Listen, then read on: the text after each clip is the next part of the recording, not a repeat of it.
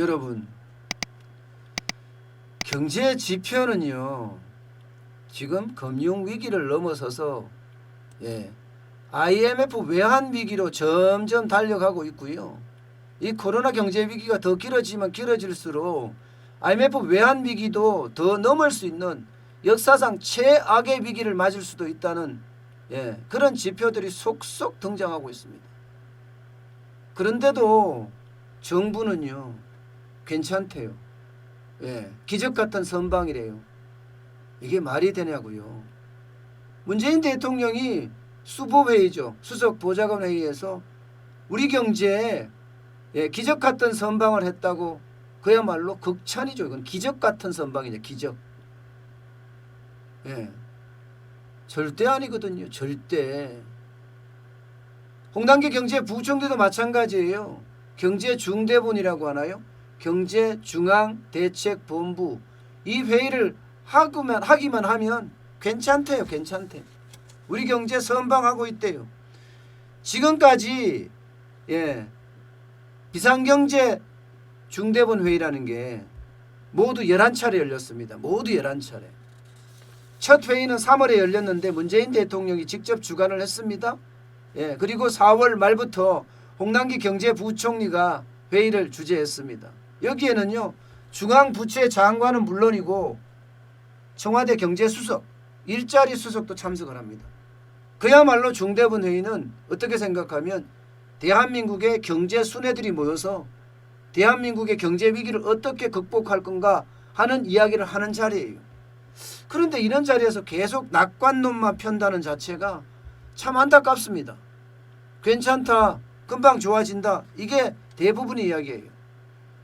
최근에도 11차 비상경제 중대본 회의에서도 끝나고 나서 뭐라고 했습니까? 홍남기 경제부총리도 마찬가지고 홍남기 경제부총리는 모두 발언해서 이런 말을 했어요. 대부분의 선진국은 전부 다 두 자릿수 마이너스인데 상대적으로 대한민국은 괜찮다. 마이너스 3.3%밖에 안 된다. 그렇기 때문에 우리 경제는 다른 나라에 비해서 좋다. 이렇게 이야기하는 겁니다. 이렇게 말입니다. 1분기에 마이너스 1.3%, 2분기에 마이너스 3.3%잖아요. 이걸 놓고 이야기한 거예요. 그런데 여러분, 이게 괜찮은 게 아니에요. 경제라는 것은 각 나라마다 다 다양한 특성을 가지고 있습니다. 코로나19가 창궐을 하면서 경제를 지키는 방법이 다 달랐을 뿐이에요. 다른 나라들은요 경제 봉쇄령을 내렸습니다. 10인 이상 모이는 걸 아예 금지시켰어요. 대중음식점 문 닫게 했어요. 유럽도 미국도 마찬가지예요. 그러다 보니까 두 자릿수로 떨어진 나라가 부지기수 맞습니다. 대한민국은요 거의 통제하지 않았어요. 있는 상태에서 다 막아냈습니다. 나라마다 상황이 다르다니까요. 그런데도 불구하고 마이너스 3.3%라는 것은 굉장히 나쁘다는 이야기예요. 왜 나쁘냐고요? 정부가 당초에 예측한 게 있잖아요. 정부가 예측을 했을 때 지금 성장률 목표는 0.1을 예측을 하고 있습니다. 올해 성장률 목표가, 경제 성장률 목표가 말입니다. 그리고 2분기에는요. 2분기에 지금 3.3%였잖아요. 정부는 2% 초반 정도 제시했어요. 좀 많이 가면 중반까지 갈 수 있다고 제시했지 이게 3.3%까지 가리라고 예상은 전혀 안 했습니다. 그런데도 이만큼 나빠졌다는 거예요. 정부의 예상치보다 굉장히 나빠진 거예요. 선진국하고 비교할 수 없는 게 선진국은 각 나라마다 특성을 비교해야 되잖아요. 지금 우리나라 특성을 비교해봐도 안 되잖아요. 떨어진다는 거 분명해 보이잖아요. 전망치를 빗나갔는데도 불구하고 외부 경제하고 빗대서 우리 경제 괜찮다.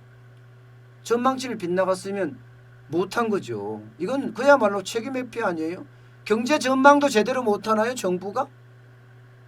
그렇게까지 해석할 수 있는 부분입니다.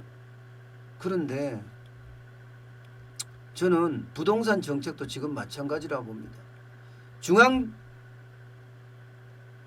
중앙대책본부에 참여하는 사람이 각부 장관들 다 참석하고 청와대 경제수석 일자리 순서까지 다 참석을 하고 그러면서 주택정책에 대해서 계속해서 지금 대책을 마련해냈습니다. 지금 23번째까지 냈나요? 그러면서 정책 기조가 뭐였습니까? 실수요자 보호, 투기수요 건절, 맞춤형 대책. 이게 3대 기조예요. 3대 기조. 부동산의 3대 기조. 그런데 이 기조가 어떻게 됐어요? 부동산 폭등을 불러왔잖아요. 부동산 폭등을요. 그러면 지금 정부의 정책 기조가 괜찮다가 아니에요. 위기 상황이다. 이렇게 가야 되는 게 맞는 거예요. 지금 모든 사람들이 그렇게 이야기하잖아요. 부동산 정책 실패했다. 오죽했으면 인터넷에서 실검 챌린지로 지금 계속해서 온라인 항의를 하고 있겠습니까? 정부가 자꾸 좋아진다 이렇게만 말할 게 아니라는 거예요. 양치기 소년이나 뭐가 다를 바 있느냐는 거예요. 좋아진다 했는데 나빠지고 좋아진다 했는데 나빠지고 양치기 소년하고 다를 게 하나도 없어요. 정부의 정책의 신뢰를 떨어뜨리는 게 바로 이런 부분이에요. 현실을 직시하지 못하고 현실에 대해서 완전히 떠난 장밋빛 그런 전망만 내놓으니까 어떻게 국민이 지금 정부를 믿겠습니까? 그만큼 정부에 대한 신뢰가 떨어지고 있다 이렇게 보이는 겁니다. 신뢰가 떨어지면 여러분 있잖아요. 신뢰가 떨어지면 어떤 정책을 내놔도 그 정책이 안 먹혀요. 현장에서. 부동산 정책을 내놓으면 내놓을 때마다 오히려 말입니다. 오히려 부동산 가격이 올라가는 그런 기현상이 일어나잖아요. 그러니까 지금 계속해서 이렇게 정치적인 수사를 구사하지 말고 홍당기 경제부총리님 괜찮다만 연발하지 말고 현장의 어려움, 현장의 아픔부터 먼저 전하세요. 그래야지 우리 경제 현상을 제대로 파악이 되고요. 그러면 정책도 현실에 기반을 둔 정책을 짤 수가 있습니다. 계속해서 이런 식의 정책을 짠다면요. 모래 위에 성을 짓는 것과 뭐가 다르겠습니까? 결국은 실검 챌린지가 점점 더 확대되면서 불만은 더 폭발하지 않을까. 저는 그런 생각까지 듭니다.